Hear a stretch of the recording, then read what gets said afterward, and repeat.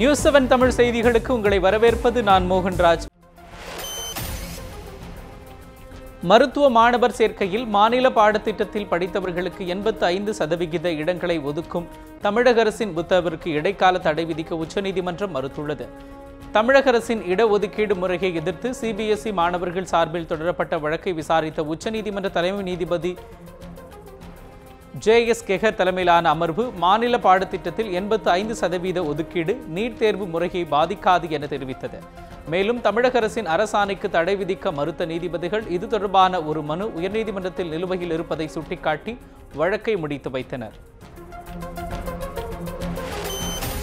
உள்ளாட்சி தேர்தலை உரிய நேரத்தில் நடத்தாததை அடுத்து திமுக சார்பில் தொடரப்பட்ட நீதிமன்ற அவமதிப்பு வழக்கில் அம்மாநில தேர்தல் ஆணையத்தின் முன்னாள் ஆணையர் சீதாராமன் மற்றும் ஆணையத்தின் தற்போதைய செயலாளர் உள்ளிட்டோர் நேரில் ஆஜராகி விளக்கம் அளிக்க சென்னை உயர்நீதிமன்றம் உத்தரவிட்டுள்ளது.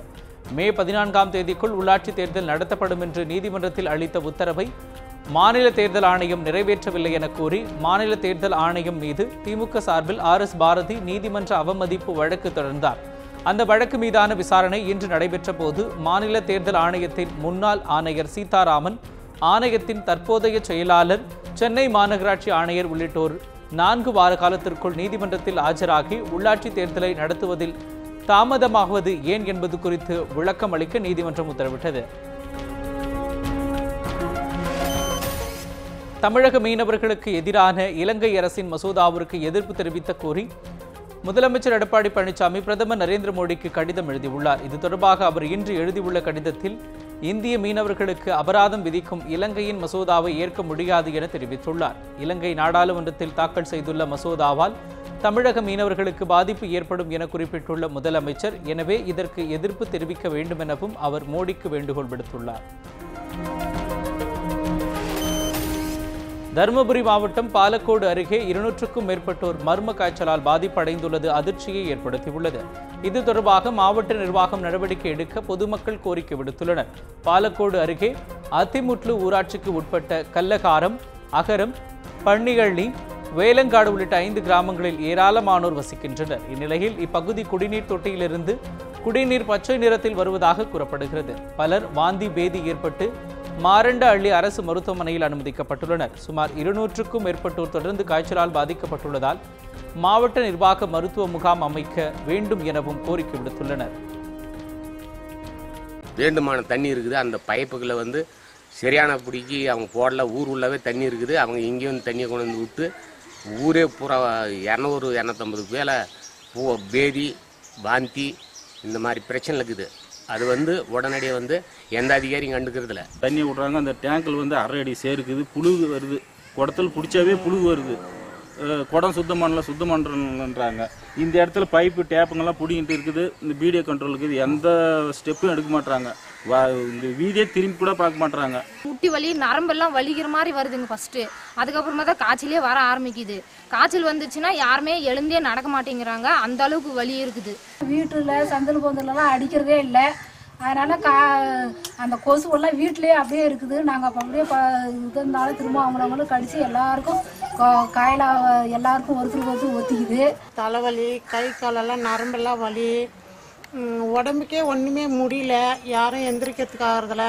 காவேரி தண்ணியில் நிறைய புழு வருது. அது எதுவும் கிளீனாக வரதில்ல. பசேன்னு தண்ணி வருது. யாரும் இங்கே யாரும் கவனிக்கிறதில்ல, என்ன ஏதுன்னு பார்க்கறதில்ல. காவிரி ஆற்றில் கர்நாடகா கழிவு நீரை கலப்பது தொடர்பாக தமிழக அரசு தொடர்ந்த வழக்கில் விசாரணை நடத்தி அறிக்கை தாக்கல் செய்ய மத்திய மாசு கட்டுப்பாட்டு வாரியத்திற்கு உச்சநீதிமன்றம் உத்தரவிட்டுள்ளது. இது தொடர்பாக தமிழக அரசு கடந்த 2015ஆம் ஆண்டில் உச்சநீதிமன்றத்தில் தொடர்ந்த வழக்கில் தமிழகத்திற்கு திறந்துவிடும் காவிரி ஆற்றில் கர்நாடகா கழிவு நீரை கலந்து விடுவதாக குற்றம் சாட்டப்பட்டது. எனவே இதனை தடுக்க நடவடிக்கை எடுக்க வேண்டும் எனவும் கோரிக்கை வைக்கப்பட்டது. இந்த வழக்கு உச்சநீதிமன்றத்தில் நீதிபதிகள் பாம்டே மற்றும் நாகேஸ்வர ராவ் முன்பு இன்று விசாரணைக்கு வந்தது. அப்போது இது தொடர்பாக இரு மாநில மாசு கட்டுப்பாட்டுத்துறை அதிகாரிகள் ஆகஸ்ட் 1ஆம் தேதி மத்திய மாசு கட்டுப்பாட்டு வாரிய அலுவலகத்தில் விளக்கம் அளிக்க வேண்டும் என்றும் உத்தரவிட்டனர். இதைத் தொடர்ந்து ஆகஸ்ட் 1ஆம் தேதி முதல் 6ஆம் மாதத்திற்குள் விசாரணை நடத்தி மத்திய மாசு கட்டுப்பாட்டுத்துறை அறிக்கை தாக்கல் செய்யவும் உச்சநீதிமன்ற நீதிபதிகள் உத்தரவிட்டனர். நாடு முழுவதும் ஐஐடி கல்வி நிறுவனங்களில் மாணவர் சேர்க்கை நடத்த உச்சநீதிமன்றம் இடைக்கால தடை விதித்துள்ளது. ஐஐடி நுழைவுத் தேர்வில் இந்தி வினாத்தாளில் 2 வினாக்கள் தவறாக கேட்கப்பட்டதை சுட்டிக்காட்டி வேலூர் மாணவர்கள் உச்சநீதிமன்றத்தில் வழக்கு தொடர்ந்தனர். இந்தி வினாத்தாளில் தவறான கேள்வி கேட்கப்பட்டதை சுட்டிக்காட்டி அனைவருக்கும் கருணை மதிப்பெண் வழங்கியதற்கு மனுதாரர்கள் தரப்பில் எதிர்ப்பு தெரிவிக்கப்பட்டது. இந்த மனுவை விசாரித்த உச்சநீதிமன்றம் ஐஐடி கல்வி நிறுவனங்களில் மாணவர் சேர்க்கை நடத்தவும் இது தொடர்பான வழக்கை பிற நீதிமன்றங்கள் விசாரிக்கவும் இடைக்கால தடை விதித்தது. விவசாயிகளிடம் கடன் வசூல் நடவடிக்கையில் வங்கிகள் கடுமை காட்டக்கூடாது என்று உச்சநீதிமன்றம் உத்தரவிட்டுள்ளது. காவிரி டெல்டா மாவட்டங்களில் வறட்சியின் காரணமாக 300க்கும் மேற்பட்ட விவசாயிகள் உயிரிழந்த நிலையில் விவசாயிகள் பிரச்சினையை தீர்க்க நடவடிக்கை எடுக்க கோரி தமிழக பொதுநல வழக்காடு மன்றம் உச்சநீதிமன்றத்தில் மனு தாக்கல் செய்திருந்தது. இந்த மனு மீதான விசாரணை நீதிபதி தீபக் மிஸ்ரா அடங்கிய அமர்வு முன்பு விசாரணைக்கு வந்தது. அப்போது விவசாயிகளுக்காக பல்வேறு திட்டங்களை மத்திய மாநில அரசுகள் இணைந்து செயல்படுத்துவதாக தெரிவிக்கப்பட்டது. அப்போது குறுக்கிட்ட நீதிபதிகள் விவசாயிகளிடம் பயிர் காப்பீட்டு திட்டங்களை வியாபார நோக்கத்தில் செயல்படுத்தக்கூடாது என்றும் விவசாயிகள் தங்கள் பொருட்களை சந்தையில் விற்க நடவடிக்கை எடுக்க வேண்டும் என்றும் நீதிபதிகள் தெரிவித்தனர். மற்றொரு வழக்கில் ஆஜரான வழக்கறிஞர் ராஜாராமன் வங்கிகள் விவசாயிகளிடம் கடுமை காட்டுவதாக தெரிவித்தார். வங்கிகள் கடுமை காட்டுவதை ஏற்க முடியாது என தெரிவித்த நீதிபதிகள் உச்சநீதிமன்றத்தால் நியமிக்கப்பட்ட வழக்கறிஞர் கோபால் சங்கர நாராயணன் வழங்கிய பரிந்துரைப்படி எவ்வாறு நடக்கலாம் என தமிழக அரசு அறிக்கை தாக்கல் செய்ய வேண்டும் என கோரி வழக்கை வரும் ஆகஸ்ட் 4ஆம் தேதிக்கு ஒத்திவைத்தனர். விவசாயிகள் தற்கொலைக்கு தீர்வு காண மத்திய மாநில அமைச்சர்கள் அடங்கிய கூட்டு நடவடிக்கை குழு அமைக்க வேண்டும் என பாமக நிறுவனர் ராமதாஸ் வலியுறுத்தியுள்ளார். இது தொடர்பாக அவர் வெளியிட்டுள்ள அறிக்கையில் நாடு முழுவதும் விவசாயிகள் உயிரிழப்பிற்கு நிரந்தர தீர்வு காண உச்சநீதிமன்றம் உத்தரவிட்டுள்ளதற்கு வரவேற்பு தெரிவித்துள்ளார். விவசாயிகள் விளைபொருட்கள் உற்பத்தி செலவுடன் 50% லாபம் வழங்க வேண்டும் என வேளாண் விஞ்ஞானிகள் பரிந்துரைத்தும் மத்திய அரசு செயல்படுத்தவில்லை என்று கூறியுள்ள ராமதாஸ், மத்தியிலுள்ள மாநிலத்திலும் வேளாண்மை துறைக்கு தனி நிதிநிலை அறிக்கை தாக்கல் செய்வதுடன் மத்திய மாநில அமைச்சர்கள் அடங்கிய கூட்டு நடவடிக்கை குழுவையும் அரசு அமைக்க வேண்டும் என்று வலியுறுத்தியுள்ளார்.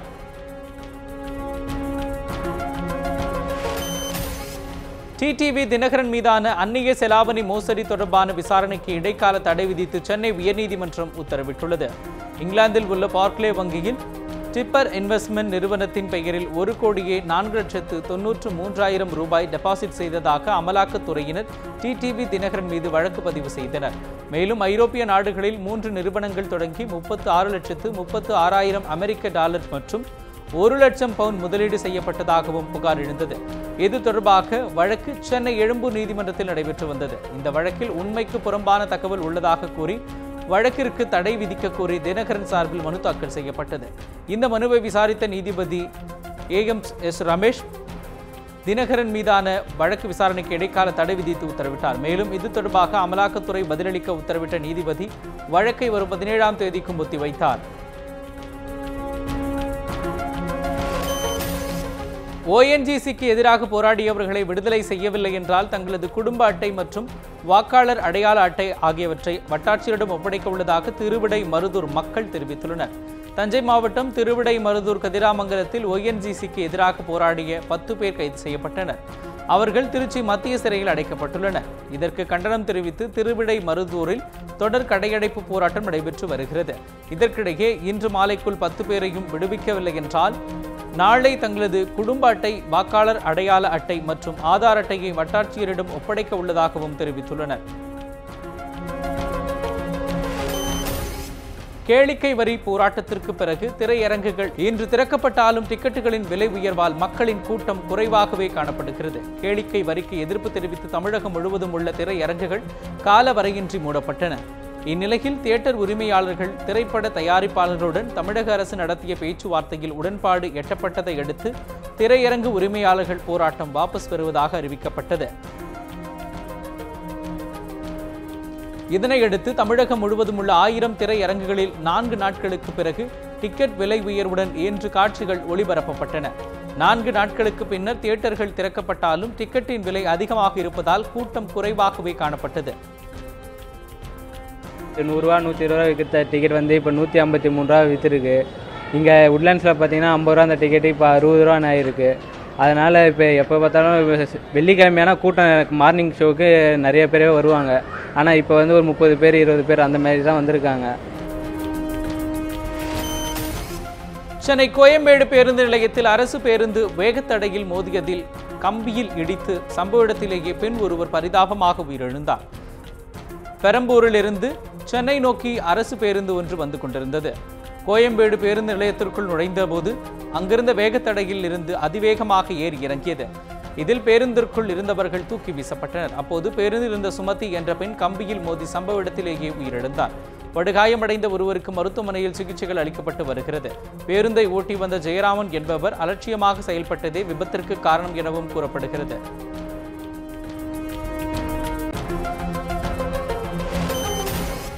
ஜவுளி ரகங்களுக்கு ஜிஎஸ்டியில் முழு வரி விலக்கு அளிக்க கோரி ஈரோட்டில் ஜவுளி வணிகர்கள் 2வது நாளாக போராட்டத்தில் ஈடுபட்டனர். மத்திய அரசின் ஜிஎஸ்டியில் ஜவுளி ரகங்களுக்கு 5% வரி விதிக்கப்பட்டுள்ளது. இதற்கு எதிர்ப்பு தெரிவித்து ஈரோட்டில் ஜவுளி கடை உரிமையாளர்கள் போராட்டங்களில் ஈடுபட்டு வருகின்றனர். அதன் ஒரு பகுதியாக ஜவுளி வணிகர்கள் 2வது நாளாக இன்றும் வாயில் கருப்பு குடிகளை கட்டிக்கொண்டு போராட்டத்தில் ஈடுபட்டனர். ஜிஎஸ்டி வரியை கண்டித்து ராசிபுரத்தில் விசைத்தறி உரிமையாளர்கள் வேலைநிறுத்த போராட்டத்தில் ஈடுபட்டுள்ளனர். நாமக்கல் மாவட்டம் ராசிபுரம் அருகே உள்ள கூனவேலம்பட்டி சுற்றுவட்டார பகுதியில் 500க்கும் மேற்பட்ட விசைத்தறி கூடங்கள் உள்ளன. இந்நிலையில் மத்திய அரசின் ஜிஎஸ்டி வரியை கண்டித்தும் வரி விலக்கு அளிக்க கோரியும் 250க்கும் மேற்பட்ட விசைத்தறி கூடங்கள் மூடப்பட்டுள்ளன. இதனால் நாள் ஒன்றுக்கு 50 லட்சம் ரூபாய் வரை உற்பத்தி பாதிக்கப்பட்டுள்ளது.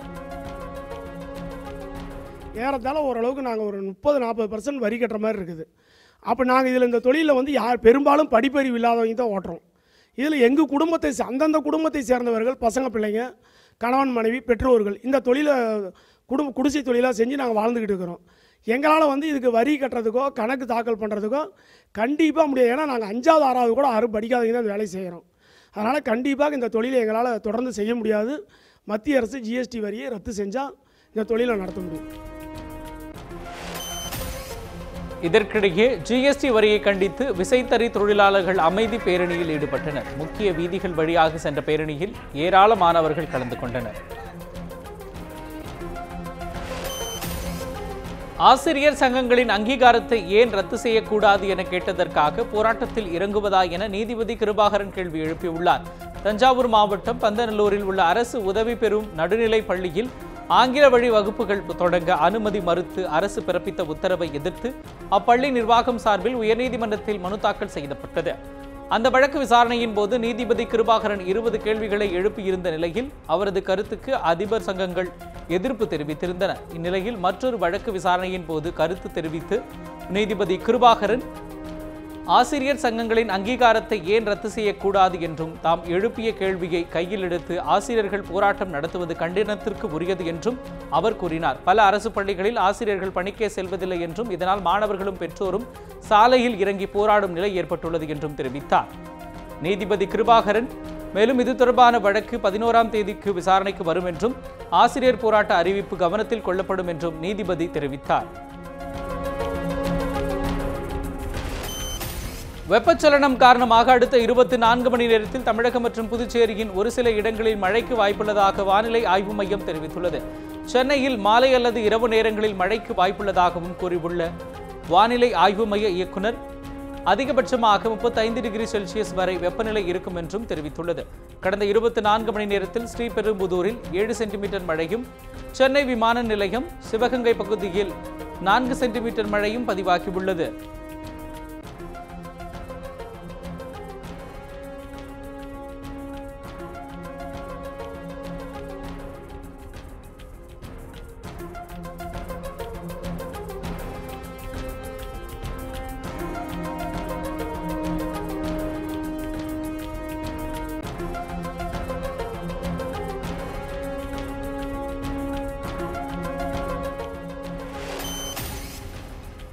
சென்னையில் இயங்கும் செம்மொழி ஆய்வு மையத்தை சீர்குலைக்க கூடாது என மார்க்சிஸ்ட் கம்யூனிஸ்ட் கட்சியின் மாநில செயலாளர் ஜி ராமகிருஷ்ணன் வலியுறுத்தியுள்ளார்.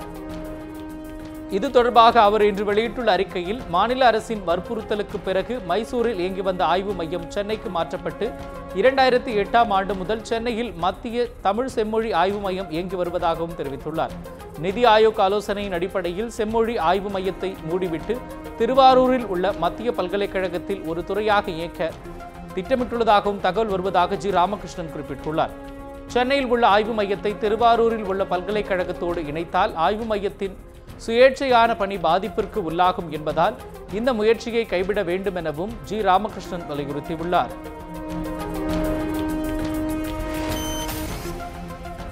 நாமக்கல் அருகே பார்வையற்ற தம்பதியினர் ஊதுவத்தி வியாபாரம் செய்து தங்கள் குழந்தைகளை தனியார் பள்ளியில் படிக்க வைத்து வருவது அப்பகுதி மக்களிடையே நெகிழ்ச்சியை ஏற்படுத்தியுள்ளது. பெங்களூரைச் சேர்ந்த சார்லஸ் தனது மனைவியுடன் நாமக்கல்லில் வசித்து வருகிறார். பார்வையற்ற நிலையில் இருவரும் ஊதுவத்தி வியாபாரம் செய்து பிழைப்பு நடத்தி வருகின்றனர்.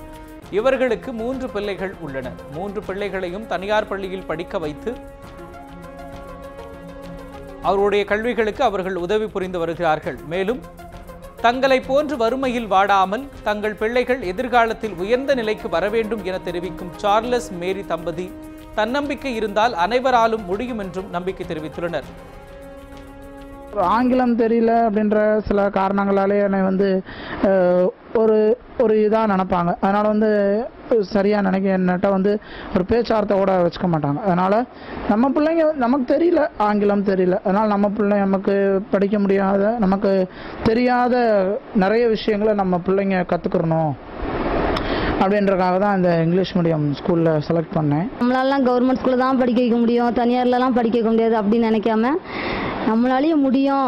நம்ம சில ஸ்கூல்லலாம் போய் கேட்டோம், நல்லா எது போய் சொல்லாமல் உண்மையாக அவங்கள வச்சு நம்ம குடும்ப சூழ்நிலையில் சொல்லிலாம் கேட்டோம்னாக்கா தனியார் ஸ்கூலில் நமக்கு கொஞ்சம் ஒத்துழைப்பு கொடுக்குறாங்க சார். நம்ம பிள்ளைங்களையும் நம்ம நம்பி எல்லா தனியார் ஸ்கூல்லையும் இங்கிலீஷ் மீடியத்துலேயும் சேர்க்கலாங்க சார். இத்துடன் இந்த செய்தி அறிக்கை நிறைவு பெறுகின்றன. அண்மை செய்திகளுக்கு தொடர்ந்து பாருங்கள் News 7 தமிழை.